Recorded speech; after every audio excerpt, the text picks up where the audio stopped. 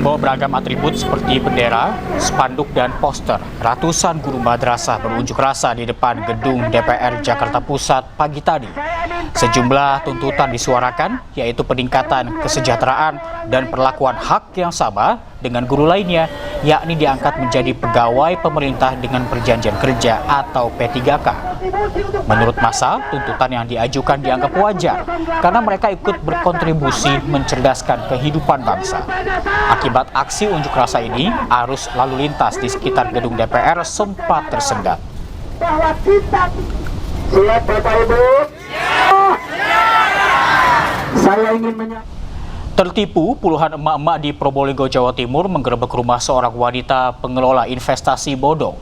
Para korban alami kerugian hingga belasan juta rupiah.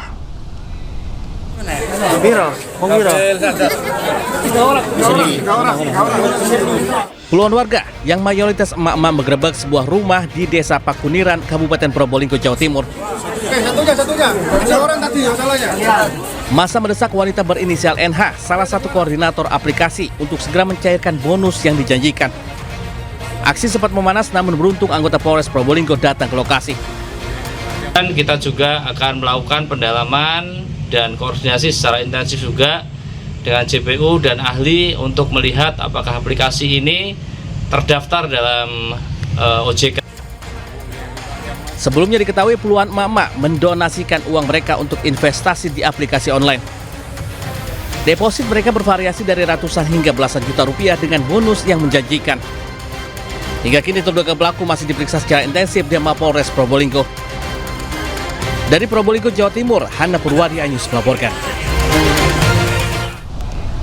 Jelang bulan suci Ramadan, Polsek Ciputa Timur mengungkap peredaran uang palsu yang biasa menyasar para pedagang.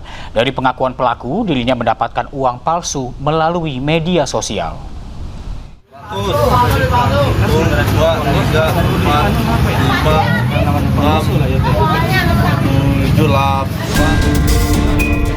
Polisi menangkap seorang pemuda di sebuah lapak bakso di Seruat, Ciputat, Tangerang Selatan, Banten. Ia diduga membeli bakso menggunakan uang palsu. Saat penggeledahan, polisi juga menemukan uang palsu senilai ratusan ribu rupiah dari dalam dompet pelaku. Saat diperiksa polisi, pelaku mengaku mengedarkan uang palsu karena kebutuhan ekonomi. Ia mengedarkan uang itu ke sejumlah pedagang di Tangerang Selatan. Hingga kini polisi masih mengejar pencetak uang palsu yang identitasnya sudah diketahui. Mengingat kondisi uang lembaran 50 tersebut itu luntur kena air. Korban, dalam hal ini pedagang bakso itu tersebut curiga. Kemudian melakukan pengajaran. Sementara itu, guna mempertanggungjawabkan perbuatannya, pelaku dijerat 15 tahun penjara. Dari Tangerang Selatan, Banten, Dudung Purnomo Anyus melaporkan. Pemirsa, ratusan warga Kota Blitar, Jawa Timur rela antri berjam-jam untuk mendaftar pasar takjil Ramadan. Bahkan warga juga rela berdesak-desakan demi bisa berjualan selama Ramadan 2026.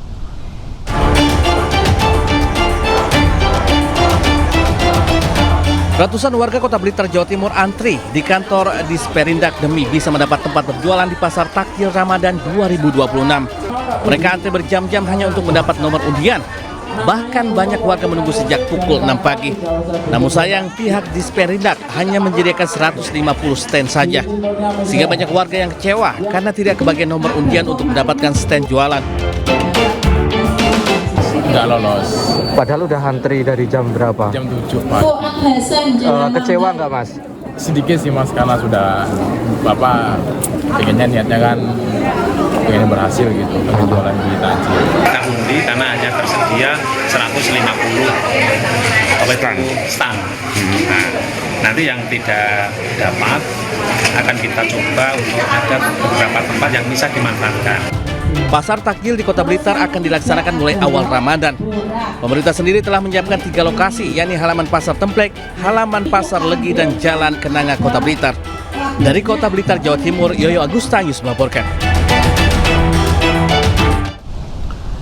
Heboh, ular piton muncul di perumahan Geraha Kuncara, Desa Kemiri, Sidoarjo, Jawa Timur.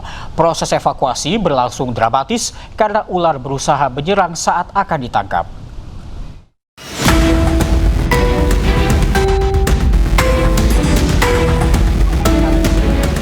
Kamera warga merekam upaya evakuasi ular raksasa di kawasan perumahan Geraha Kuncara, Desa Kemiri, Sidoarjo, Jawa Timur. 3 petugas damkar yang tiba di lokasi dibantu warga berusaha mengepung tempat persembunyian ular sanca kembang di bawah gorong-gorong. Proses evakuasi pun berlangsung dramatis. Ular berupaya menyerang ketika akan ditangkap. Setelah berjibaku selama 2,5 jam, akhirnya ular betina jenis sanca kembang ini berhasil ditangkap. Sebelumnya warga sering melihat ular muncul ke area perumahan saat sore dan malam hari untuk mencari mangsa. Ketika damkar mau evakuasi, agak sulit karena medannya paritnya terlalu ke bawah, terus ada cor-corannya, jadi susah. Meski baru pertama kali terjadi, warga tetap merasa was-was, terutama keselamatan bagi anak. Dari Sidoarjo, Jawa Timur, Pramono Putra Anyus melaporkan. Pemirsa, jelang Imlek dan Ramadan, selain cabai, harga daging ayam potong di sejumlah daerah merangkak naik. Harga daging ayam potong tembus Rp42.000 hingga Rp45.000 per kilogram.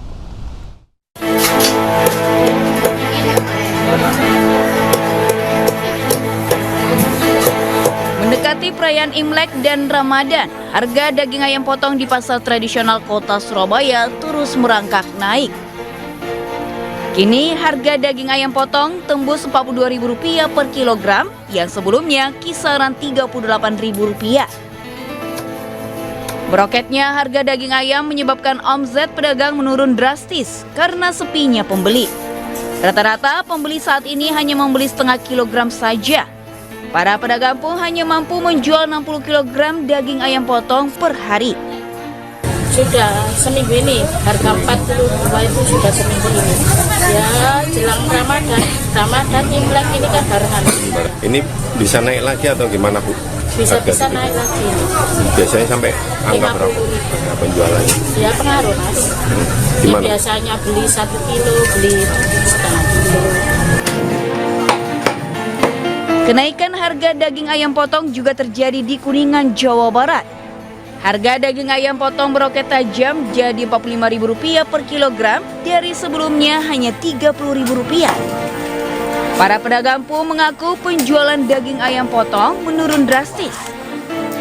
Harga ayam gimana sih Pak? Naik drastis. Naik drastis. Berapa sekarang Pak? 43 sampai 45. Bisa kalau sekarang kan 1 kintal, sekarang bisa menjual paling berapa? 30 kilo, 40 paling 30-40. Daya beli masyarakat berkurang ya? Selain daging ayam potong, harga cabai juga naik jadi Rp50.000 per kilogram dari sebelumnya Rp30.000.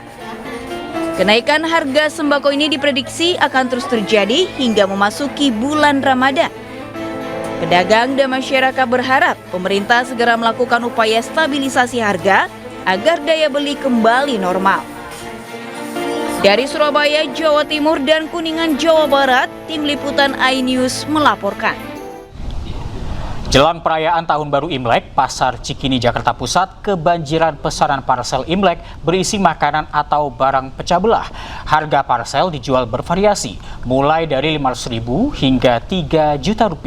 Dan berikut laporan Indira Utomo.